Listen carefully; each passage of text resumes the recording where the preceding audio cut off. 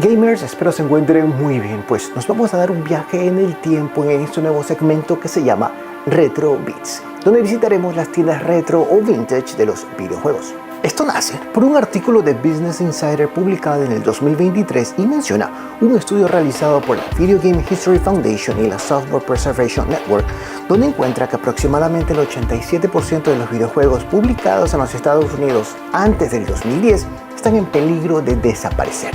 Por eso nace RETROBITS. Vamos a documentar, rescatar y celebrar esos juegos en las tiendas físicas que aún los conservan, antes de que desaparezcan de nuestra memoria gamer. Y por eso, arrancamos en la tienda Video Games New York, ubicada en el East Village, Manhattan.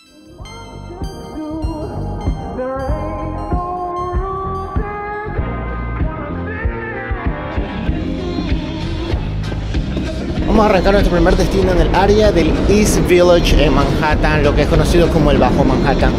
Es un área muy turística, es muy concurrida, está llena de culturas. Y me recuerda mucho a la serie de Friends, está hecho bien hecho hacia la Friends. Y tiene la universidad muy cercana, que es la de la Universidad de Nueva York. En New York University, justamente uno de los personajes de Friends, Ross, estaba enseñando una materia ahí. Ahora, esta zona del East Village es... en el ámbito de las películas y del cine también ocurrieron bastantes películas aquí, como las de los Cazafantasmas, El Padrino 2, si no me equivoco.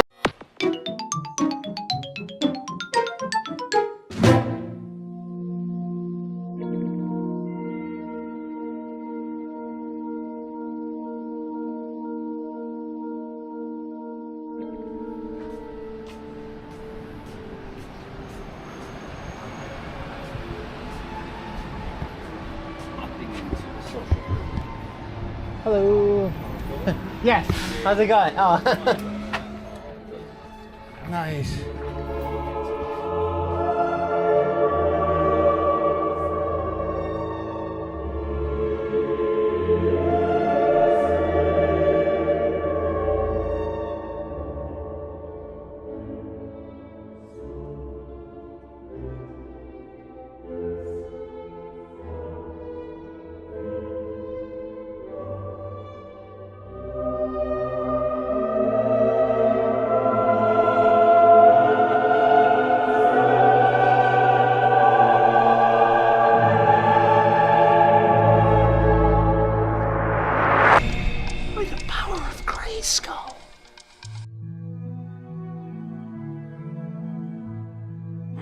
Yeah, I'm Giulio Garziani. I'm the CEO of Video Games New York.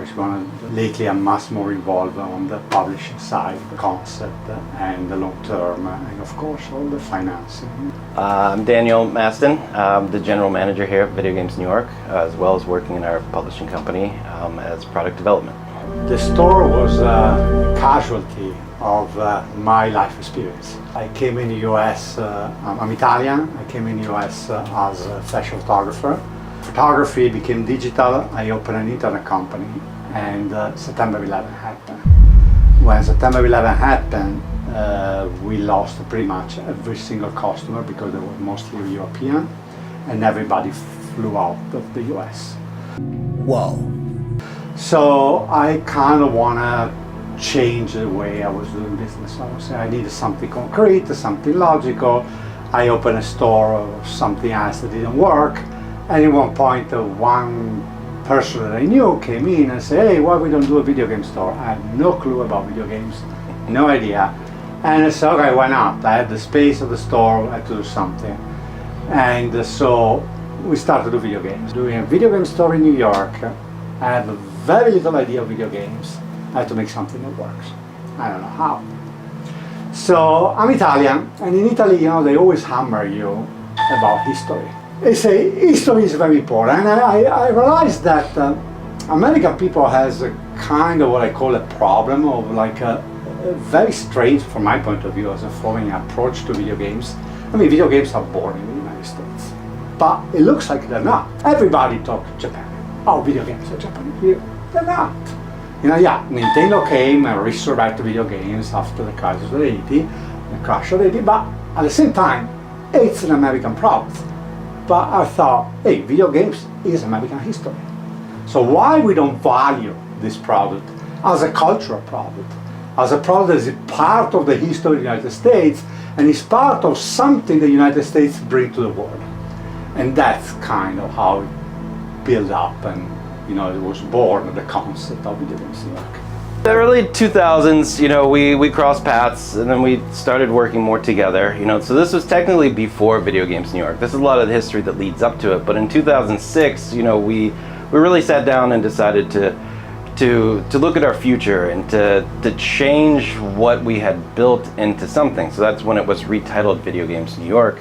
And the goal there was really to lean more into that history, more into the nostalgia, more into the past, present, and future of what the video game community is becoming, but also to add something that works with the community, that helps grow and breathe with what the community is looking for, instead of becoming a business that is trying to train people to buy product that they want to sell to them. We started tapping deeper into the roots of those around us to see what they're looking for, what they want to reconnect to. This is a cultural experience about video games. It wouldn't be logical to sell present video games without having the background, how we got here. We got here, again, because of history. What is the history? Why we don't share with our customer the history? And that was the concept. I mean, remember that now, retro video games is huge. But we're talking like early 2000. Yeah, it was big, but it wasn't even compared with what it is now. So it's really like a choice. I believe it is because I grew up as a kid with history. Today, well, is the result of the history of yesterday. Some of it is kind of like that soul searching. When we decided to transition in 2006, decide what our future is. Where does Video Games New York, exist in this city, in this world? It aligns a lot with that history where, we looked around at the other businesses as the major retailers were only looking for renewable product that they could sell. They were foregoing and almost discarding anything of the past, saying that is old, we can't control that, we don't want that. That became something very important to us, where there wasn't a strong enough outlet. Our customers, our community, they were looking for this, they were connected to this. This is a part of the childhood.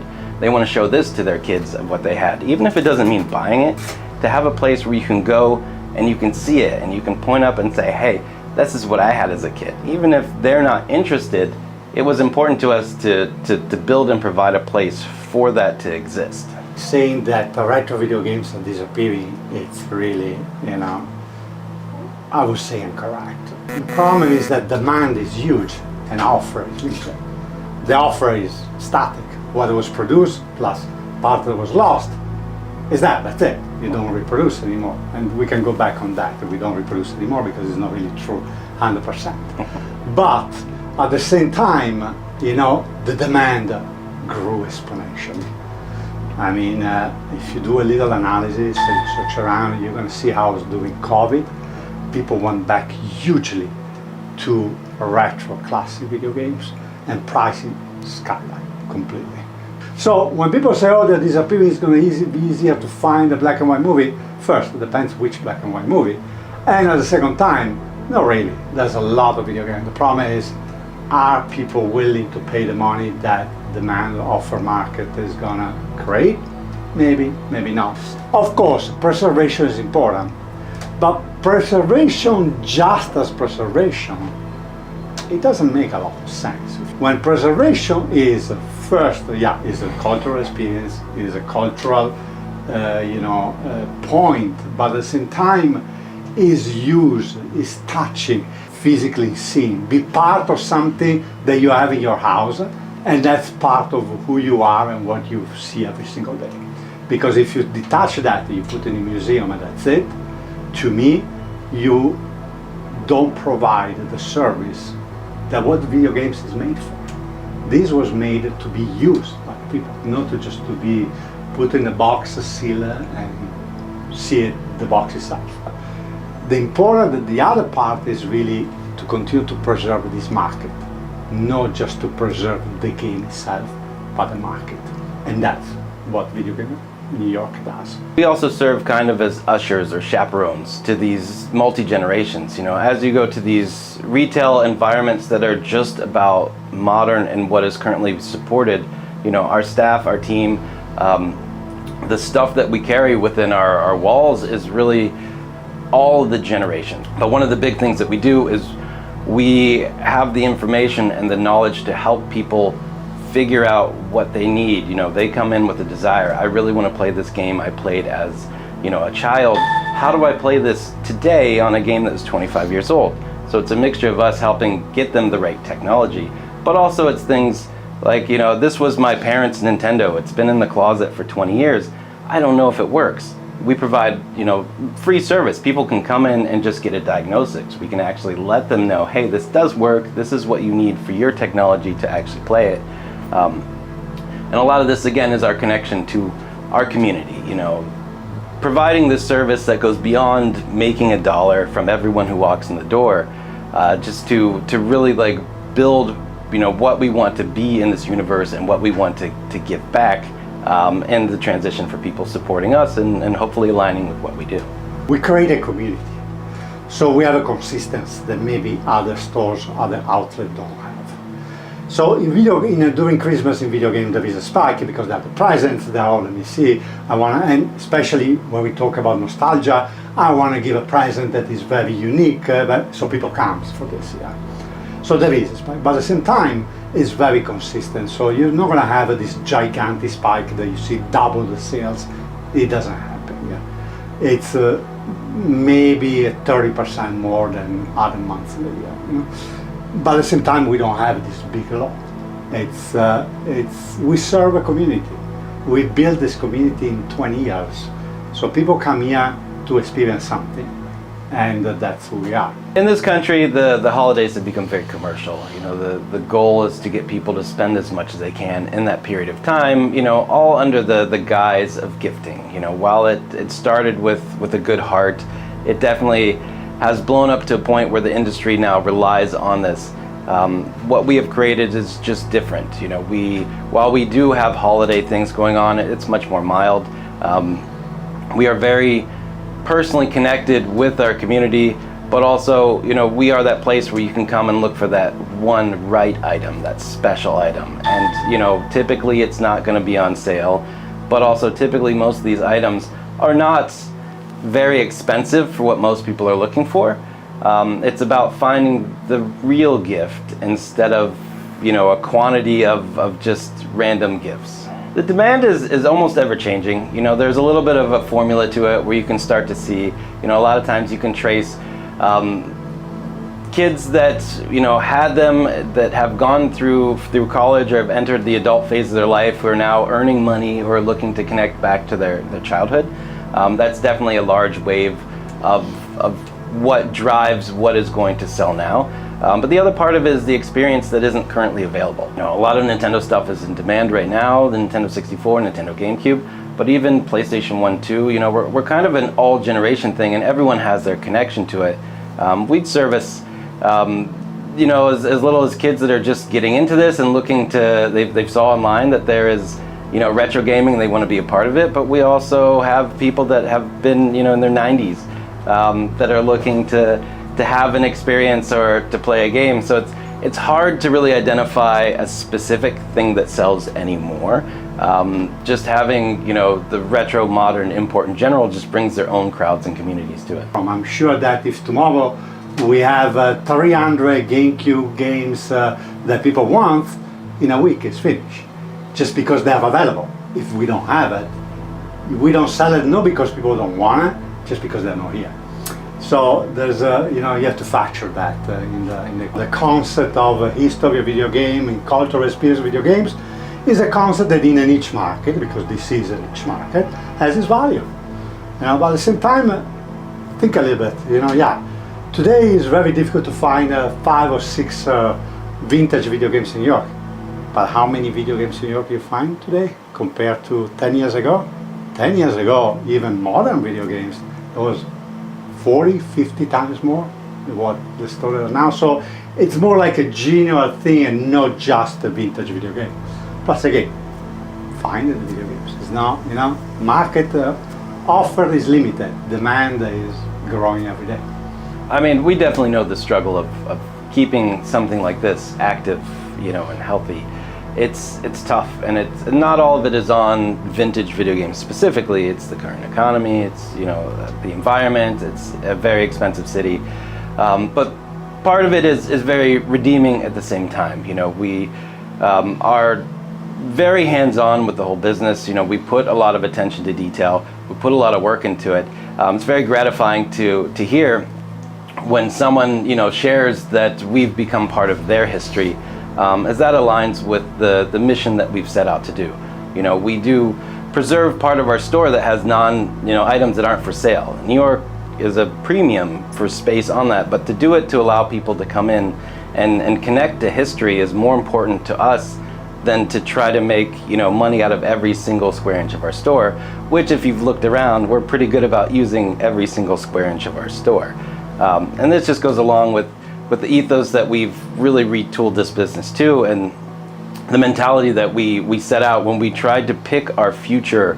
Again, looking at this city and looking at this planet of how do we fit in, what can we do that we wake up every day and really feel excited for. That's something that we've dedicated decades of our lives to this, and it's something that we're fortunate enough to kind of be in alignment and really tune what we had built together to become something close to our vision, what we feel very supportive of. But there is a logic. Every single piece that is here in the museum is not just there because there's a thought behind it. For example, I spent nearly a year long ago to find a Game & Watch from the Eastern Europe called Nupagodi, and there's a specific reason why. Because in Russia there was a company named Electronica that was super famous, and before the 80s, and they mostly produced clone on Nintendo Game & Watch. But Nupagodi is a very cultural story, Russian story. So they create one that is original. So that was symbolic, especially when the wall came down and Western company went to Russia, and there was, from my point of view, a very respectful way how they took it, specifically in Electronica, because a German company bought it through Goldman Sachs in the United States, and they shut it down. And they shut it down with the only purpose to eliminate competition, putting on the street tens of thousands of people who work in the company. So this, to me, is preserving a small piece of history of video games. Maybe a side history, maybe even a controversial history, but still an important history. So how video game absorb a cultural part and become a cultural product. That was really a very specific example, but this is what culture of the country become these specific video games, and that was important to represent in the museum. I mean, to tie into that, there's so many items here that have a story attached to them, and the story is only known because we were hands-on. We were there when they came in. We've talked with these people, about it, and that kind of goes into the legacy that Video Games New York is. It's not just about buying and selling product. It's actually about the ideas behind it. There was sealed Pokemon games that the customer told us the story about how their grandma had bought them for them as a gift 10 years ago and then never gave them to them. She passed away, and when they were cleaning out her attic, they found them with notes on them to them. And there's just all kinds of treasures in this environment, in the store. Some that we lock away for people to see, some that are there just to go, and usually these stories go along with them. And a publishing company focused completely on physical video games, so not on digital. And every single product we're building, with right and wrong things that we do, it's focused on creating more and more physicality. So we call it special edition. We trademark the name Extra Edition, where we add a 5-inch vinyl. Why a 5-inch vinyl? Because it's a physical item. It brings you back to touching, seeing, listening analog, going a little bit away from digital. Future of video games is something we care, but unfortunately it really depends on console manufacturer. If you think of video games become physical because of console manufacturer, before was arcade, but after was home console. You know? Without that, it's very difficult to think about the video. It's not like vinyl. Take a record player, you can play a vinyl. You can't do the same with a video game. You know, you need a machine that play that specific format that you're using. So here there's a choice by Nintendo, Sony, the big console maker, or whoever gonna come in the future. Maybe someone else come in the future. Is like, are we willing to preserve it, or we just want to ban it? The physical market is only going to survive as long as people are supporting it. And while there's a lot of support for physical games, it's still on the collector's side of it. You know, there will be a day, you know, whether it's in 100 years, 1,000 years, or 10 years, where the physical stuff will start to go away, and only then will people truly start to miss it. We hope that enough people start to continue to value it, and it grows before that happens. Yeah, I want people to remember video games New York were a place where we sell culture, but we sell dreams too. It's like a dreaming environment, and we want and we push you to dream, and that's a little bit of what we are. Well done.